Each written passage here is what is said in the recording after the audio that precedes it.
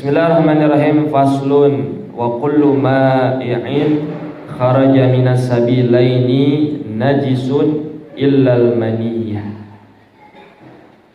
Dan setiap perkara atau sesuatu yang sifatnya cair yang keluar dari dua jalan, maka sesuatu tersebut dihukumi najis. Illal maniyah, kecuali air mani.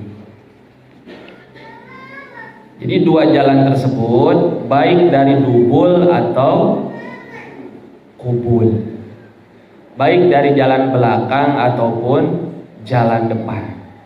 Sesuatu yang cair yang keluar dari salah satu jalan tersebut maka dihukumi najis kecuali air mani.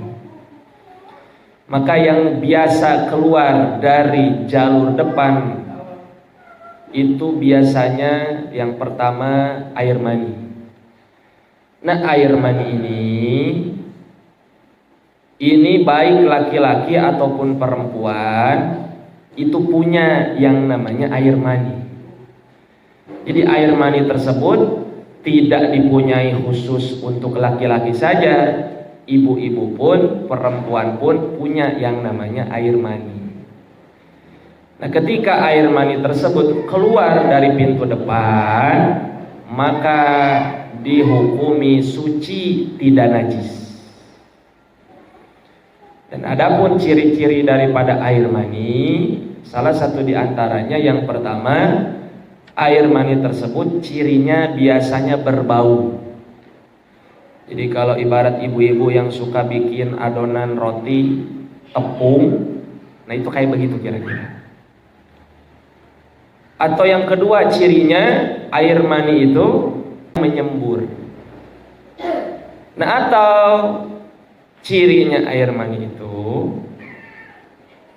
itu ditandai dengan adanya kenikmatan. Jadi air mani itu keluar ditandai dengan adanya kenikmatan. Udah mafhum lah. Nah, itu yang pertama. Jadi keluar dari pintu depan, air mani dihukumi suci, tidak najis. Itu yang pertama. Yang kedua, yang biasa keluar dari pintu depan itu ada yang dinamakan air wadi. Wadi. Nah, air wadi ini itu keluar biasanya ketika seseorang tersebut ada dalam keadaan capek. Contoh, biasanya kalau bapak atau ibu olahraga, yang namanya olahraga kan pasti capek. Nah, biasanya air wadi tersebut itu keluar biasanya tidak terasa. Nah, ini air wadi ini hukumnya najis. Nah, cirinya air wadi itu keluarnya kayak tadi, biasanya sebab capek.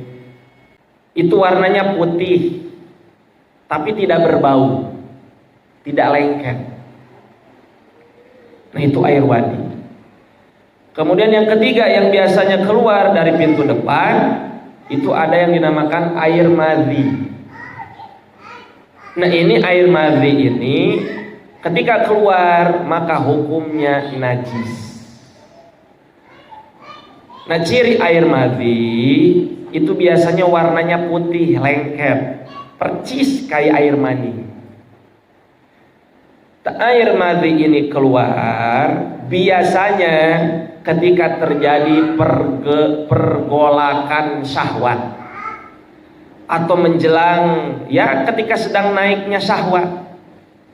Nah, biasanya air madhi itu keluar. Nah, air madhi ini pun bisa keluar laki-laki juga dari perempuan. Nah, biasanya ketika seorang suami istri berhubungan atau berjima, itu yang lebih condong untuk keluarnya itu biasanya dari ibu-ibu perempuan. Itu biasanya. Yang bujangan ntar dulu ya bujangan. Nah itu air mani. Nah itu ketiga air tersebut, air mani suci, air wadi dan madhi najis ketika keluar dari pintu depan.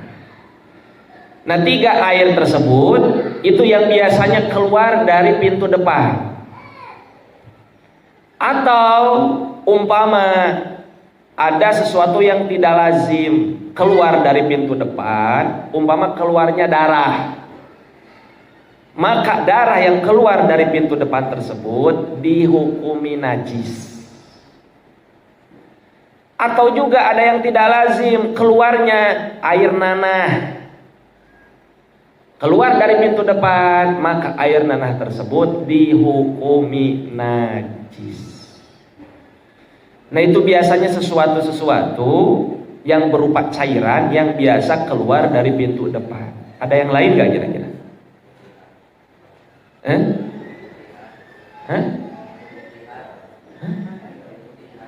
Oh keputihan. Nah keputihan itu khusus untuk wanita, perempuan, ibu-ibu. Bapak-bapak mah gak bakal keputihan. Gak ada bapak-bapak keputihan.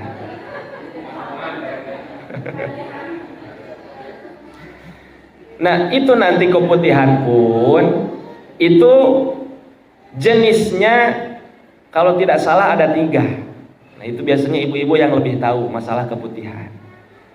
Jadi keputihan itu ada yang sifatnya suci, juga ada yang sifatnya najis. Nah, nanti untuk bab keputihan nanti lebih lanjutnya. Mana yang disebut ketika keputihan tersebut keluar itu suci ada juga yang najis. Nah itu untuk bab itu nanti lah, keputihan itu panjang. Nanti kita dalami. Nah ini secara umum.